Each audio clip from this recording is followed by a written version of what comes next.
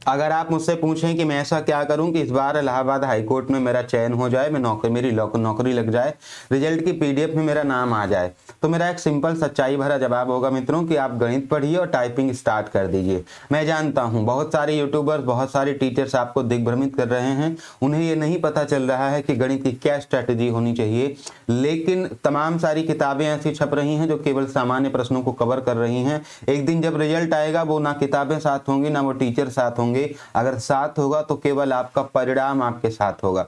Guider से मैं अतुल आपका वेलकम कर रहा हूं। चैनल पर नए हैं तो सब्सक्राइब कर लें, क्योंकि इसकी प्रामाणिकता, मेरी बातों की प्रामाणिकता आपको जल्दी ही देखने को मिल जाएगी। तो मैं आपसे ये कह रहा था कि सबसे पहला प्रश्न आपके मन में उठ रहा है कि अगर हम ये इस पेपर को पास भी कर लिए तो इसकी टाइपिंग कब होगी। मेरा आपसे ये कहना है कि why are you waiting for this, आप इसका इंतजार क्यों कर रहे हैं, आप मुझे ये बताइए। टाइपिंग 50 नंबर की हो रही है और मैं आपको बता दूं, अगर ये परीक्षा 20 दिसंबर के करीब संपन्न हो जाती है, 20 दिसंबर या उसके पहले, तो इसका रिजल्ट भी 20 जनवरी के करीब आ जाएगा। और अगर 20 जनवरी के करीब इसका रिजल्ट आ जाता है मित्रों, तो 5 फरवरी के आसपास इसका टाइपिंग भी कंप्लीट हो जाएगा। यानी 5 फरवरी एक बड़ी तिथि है, 5 से 10 फरवरी नहीं क्रॉस करेगा, आप इसको याद रखिएगा। तो इस बात पे तो मैंने आपको स्पष्ट कर दिया कि टाइपिंग कब होगी। अब अपनी स्ट्रैटेजी बनाइए, अपने नंबर बनाइए। दूसरा एक बहुत बड़ा प्रश्न आपके सामने लेकर चल रहा हूं मित्रों, उसका जवाब देना बहुत आवश्यक है, वरना आप कहीं छूट जाएंगे लोगों के भीड़ में। बहुत सारे हमारे साथी ऐसे सोच रहे हैं कि अगर मैं 80 नंबर रिटन में पा जाऊं, 50 नंबर टाइपिंग में पा जाऊंगा तो 130 हो जाएंगे। ये एक भ्रम है, एक धोखा है मित्रों। आप सच्चाई से रूबरू रहिए, वरना रिजल्ट के पीडीएफ में दूर दूर तक आपका नाम नहीं होगा। क्या है सच्चाई? सच्चाई यह है कि 50 नंबर मत जोड़िए, बिकॉज 50 नंबर उन लोगों को मिलते हैं जिनकी किस्मत अच्छी होती है और उस पार्टिकुलर टाइम में उनका प्रेजेंट ऑफ माइंड अच्छे लेवल का हो जाता है। फिर ऐसा क्या करें, कितने नंबर जोड़ें? मैं आपसे कहूंगा कि आप अपने केवल 47 नंबर, 46 से 47 नंबर अपने टाइपिंग में जोड़कर चलिए। ये मैं ऐसे ही नहीं कह रहा हूं मित्रों, ये अनुभव है और उस रिजल्ट का विश्लेषण करके मैं बता रहा हूं कि बड़े बड़े धुरंधर भी 46-47 पे अटक जाते हैं, बिकॉज कौन सी माइनर मिस्टेक हो जाएगी आप यहां पे नहीं जान पाओगे। तो 1-2 नंबर आप टाइपिंग की छोड़ के चलो, तो इस तरह से तैयारी करो। फिर अपना टारगेट थोड़ा बढ़ा लो। हमारा टारगेट फिर 83 से 85 नंबर होना चाहिए, क्योंकि इस बार नंबर ऑफ वैकेंसीज कम है और कट ऑफ मतलब 4 साल के बाद पेपर भी हो रहे हैं, 3 साल के बाद, तो कट ऑफ भी थोड़ा सा ऊपर जा सकती। बट सबसे बड़ा रोल अगर कोई प्ले करेगा, जो अभी कोई नहीं समझ पा रहा है मित्रों, तो वो आपका गणित प्ले करेगा। आप देखिएगा, मैं गणित के कुछ उन प्रश्नों को दिखाना चाहता हूं जिनसे वास्तव में चीजें आई हुई हैं और जो आपको कठिन लगने वाली हैं। ये कुछ ऐसे प्रश्न हैं जो आपको तहलका मचा देंगे। बार बार कह रहा हूं कि गंभीरता से देखना। ये पहला प्रश्न संरेख से आया हुआ था मित्रों। एक प्रश्न आया हुआ था आपका शंकु से।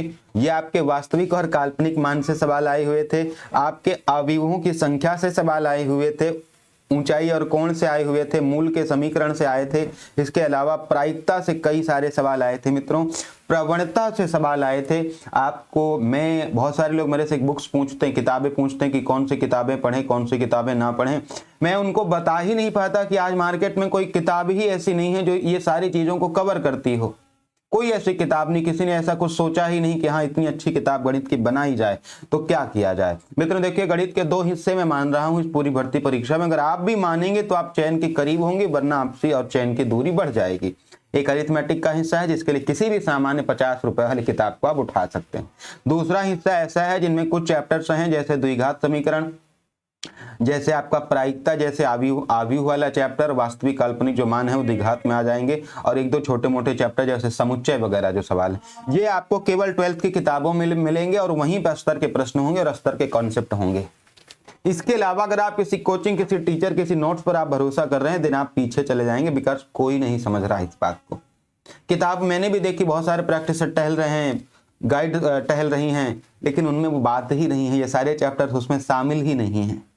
ये वास्तविक रियल पेपर मैंने दिखाया 2019 का, आप खुद निर्णय लीजिए कि आप क्या चाहते हैं। तो मैंने आपको पहले भी बताया है, परीक्षा तारीखों को लेकर मैं पुनः आपको डराऊंगा नहीं। परीक्षा अपने नियत समय पर होने वाली है और मैंने आपको तारीखें बता दी हैं, वो तारीखें 15 से 20 दिसंबर के आसपास होने वाली है। स्ट्रैटेजी भी मैंने आपको पिछले वीडियो में साझा की है, इसमें मैं थोड़ा सा सिर्फ इतना बता दूंगा कि आप कर सकते हैं, आप यकीन रखिए कि आप कर सकते हैं।